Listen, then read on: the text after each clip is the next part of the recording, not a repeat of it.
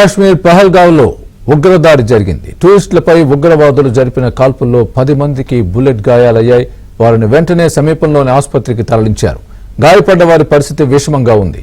ఉగ్రవాదుల కాల్పుల్లో టూరిస్టు మృతి చెందారు. కాల్పులు జరిగిన ప్రాంతంలో భద్రతా బలగాలు కూంబింగ్ చేస్తున్నాయి.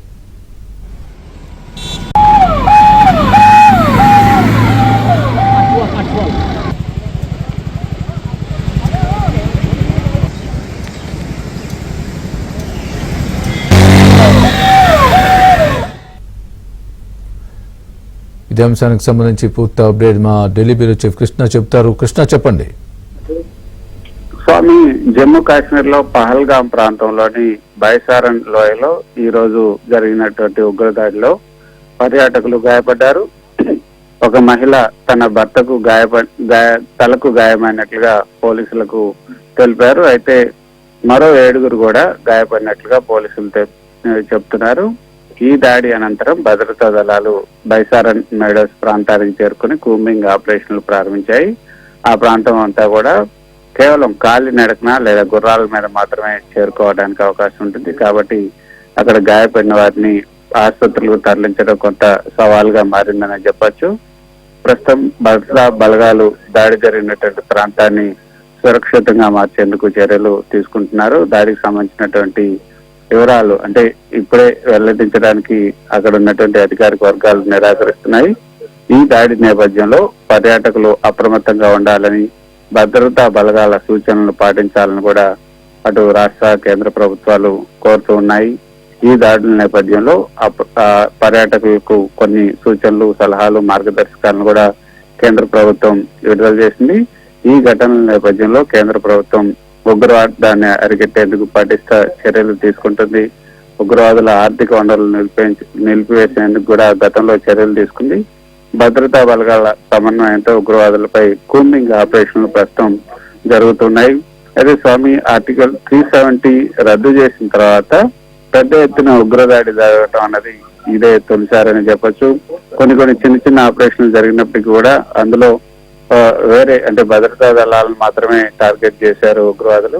కానీ ఈసారి కొత్తగా టూరిస్టులను టార్గెట్ చేయటం అనేది ఈ మధ్య కాలంలో ఇదే మొదటిసారి అనే చెప్పుకోవచ్చు.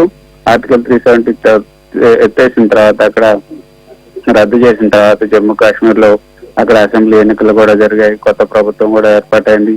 ఇంతవరకు బాగానే ఉంది.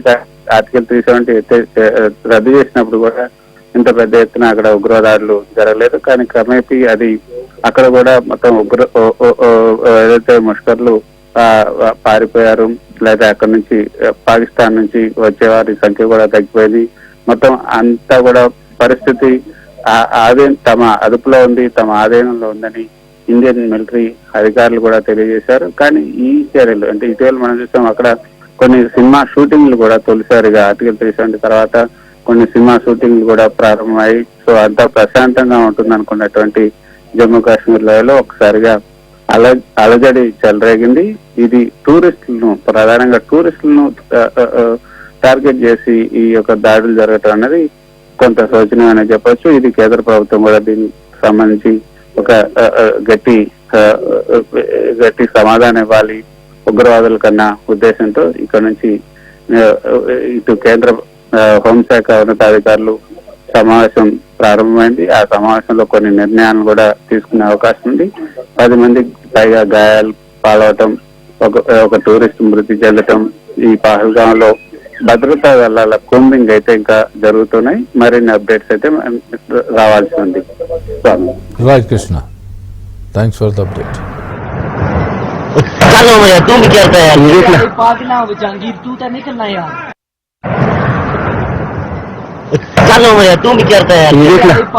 जहांगीर, तू तो निकल।